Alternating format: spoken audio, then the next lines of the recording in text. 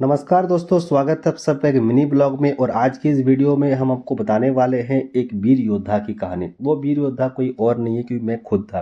क्योंकि आज सुबह मैंने जो फैसला लिया था वो कोई योद्धा, महान योद्धा से कम नहीं था।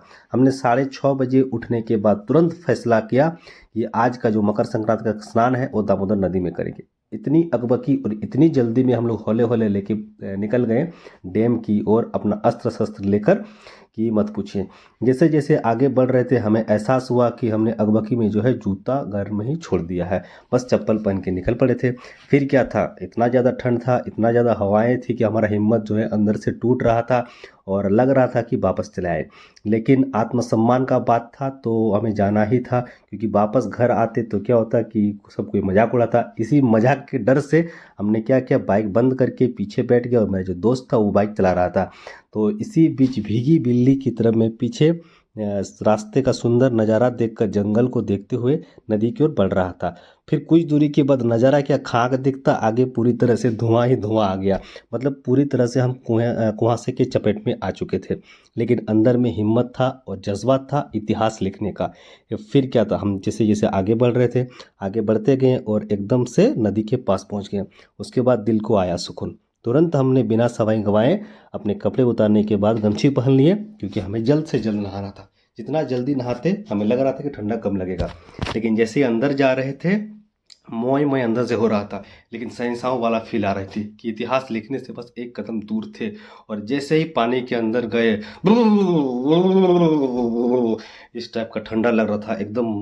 मतलब क्या बोलेंगे आपको, हाड़ कपाने वाली ठंड थी। पानी के अंदर जैसे ही गए उसके बाद तो मत पूछिए, इतना जल्दी अगबका के जैसे कोई फॉर्म अंदर रच जाता है और बाहर निकलते उस तरह से निकल गए। उसके बाद बाहर निकलने के बाद और ठंड लग रही थी।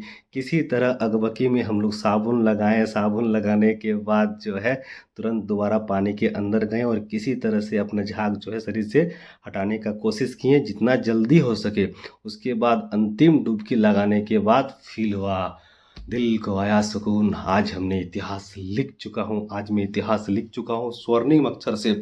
उसके बाद सूर्य नमस्कार करने के बाद सूर्य भगवान को थैंक यू बोला।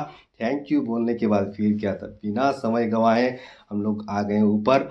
और 1-2 मिनट के अंदर हम लोग अपने सारा कपड़े पहन चुके थे, इनर उनर। उसके बाद तुरंत सेल्फी लिए और ग्लव्स व्लव्स पहनने के बाद अपना हौले हौले दोबारा स्टार्ट किए और हौले हौले से चल पड़े घर की ओर। कुछ दूरी तक ठीक ठाक दिख रहा था क्योंकि जंगल था, जंगल का इलाका था।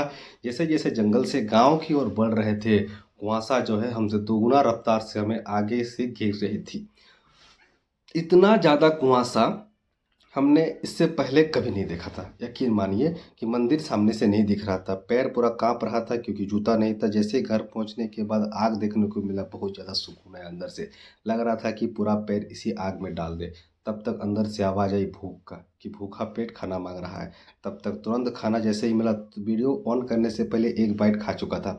हम लोग का मकर संक्रांति के दिन रिवाज है पीठा उठा खाने का, क्योंकि पापा पहले ही पूजा कर चुके थे, पूजा का कोई झंझट नहीं था। बस हमने खाना खाया। अगर वीडियो अच्छा लगा तो लाइक जरूर कर दे। Thank you.